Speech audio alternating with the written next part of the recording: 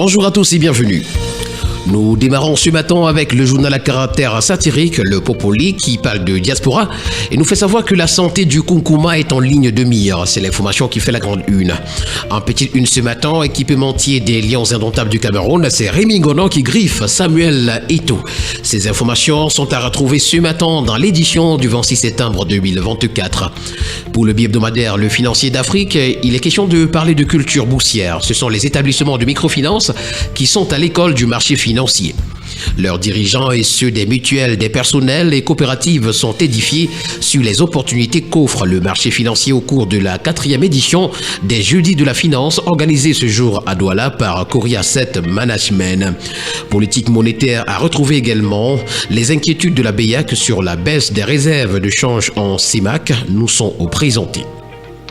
Nous continuons avec le journal de l'économie et des marchés de capitaux, c'est la lettre de la bourse, qui parle également de CEMAC. La BEAC maintient inchangé ses taux directeurs, nous renseigne le journal. La banque d'émission de la CEMAC a maintenu les taux d'intérêt suivants.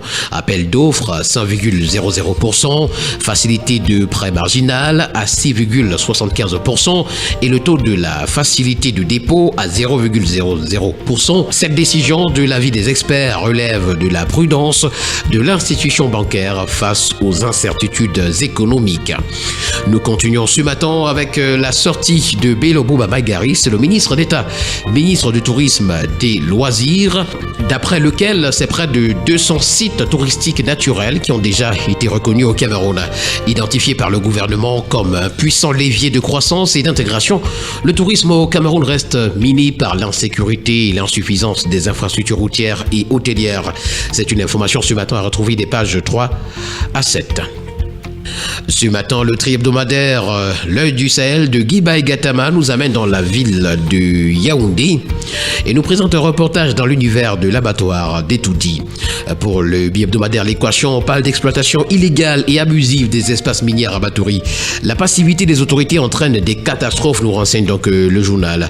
L'environnement est aujourd'hui agressé par des exploitants illégaux chinois et camerounais qui ont dévasté d'importantes tonnes de boue d'extraction sur le fleuve KDI. Nous continuons ce matin avec l'hebdomadaire pratique de l'emploi et de l'économie et des finances. C'est Diapason ce matin qui parle également de la CEMAC. La vie est encore plus chère dans cette zone, avec un taux d'inflation estimé à 4,2 au 3e trimestre. La sous-région reste au-dessus de la norme située à 3%. Mais les perspectives macroéconomiques et financières projettent une croissance de 2,9% contre 2,2% l'année dernière.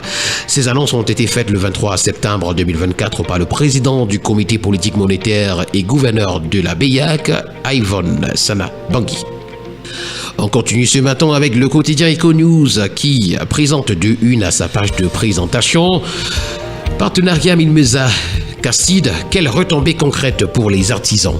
C'est l'interrogation qui nous est fournie ce matin. Les détails, c'est à la page 6. Blandage numérique également, comment la sécurisation des documents double la compétitivité des entreprises. C'est à retrouver également. Pour le journal Innovation, il est question de nous plonger dans le bras de fer Globeleq et Neo. Globeleq ferme sa centrale de Kribi contre l'avis du Premier ministre. La centrale à gaz de Kribi est de nouveau à l'arrêt en raison des impayés réclamés à l'électricien et Neo par Globeleq. Frédéric Didier Vondo, le DG de Globeleq, viole ainsi les accords pris chez le Premier ministre le 9 avril par Chief Executive Officer du groupe Globeleq, Mike Cholet, qui avait engagé un plaidoyer auprès des autorités camerounaises. C'est une information ce matin à retrouver à la page 2. Parlons à présent de cet incident informatique avec le quotidien Nouvel Horizon, lequel incident a sacrifié 1478 enseignants. C'est un incident informatique qui plonge donc 1478 enseignants dans l'incertitude salariale, les touchant exclusivement en cette période de rentrée scolaire. Alors que leurs revendications pour une valorisation demeurent sans réponse, les interrogations sur ce ciblage spécifique s'intensifient ce matin à la page 5 du journal. Le tri-hebdomadaire Le Témoin revient avec l'affaire PCRN ce matin. C'est Robert Kona qui a été broyé par le moulinex de la cour d'appel de Marois. À la suite de l'appel fait par ce dernier, la cour d'appel de justice de l'Extrême Nord a rendu son verdict le 25 septembre dernier. Non seulement le simulacre du congrès tenu par Kona Robert à Marois les 25 et 26 mai dernier est annulé, mais aussi la cour ordonne ce dernier de cesser d'agir au nom et pour le compte du Parti camerounais pour la réconciliation nationale, le PCRN. Une victoire de plus pour l'honorable Cabral Libi qui a déjà annoncé sa candidature pour les prochaines élections présidentielles. Le quotidien Vert Émergence nous replonge dans les inondations et nous présente les régions qui sont à risque. C'est en page 3. Aide humanitaire, les États-Unis ont débloqué près de 12 milliards de francs CFA en 2024. Et puis ONU, le plaidoyer de Philémon Yan nous est présenté. Nous continuons avec le quotidien Mutation qui s'intéresse à Lucas Ayabacho. The show is over. Voilà le titre que nous présente le journal. Le célèbre donneur d'ordre du terrorisme dans les régions du Nord-Ouest et du Sud-Ouest a été arrêté et traduit en justice hier en Norvège pour incitation à des crimes contre l'humanité. C'est une information à retrouver en page 7. Et nous allons terminer ce matin avec le quotidien à capitaux publics. Ça, c'est Cameroun Tribune qui revient sur les atrocités dans le Nord-Ouest et le Sud-Ouest. Un autre financeur arrêté. Après la perquisition de son domicile à Oslo, Lucas Ayabacho, 52 ans, a été arrêté par la police norvégienne. C'était mardi dernier.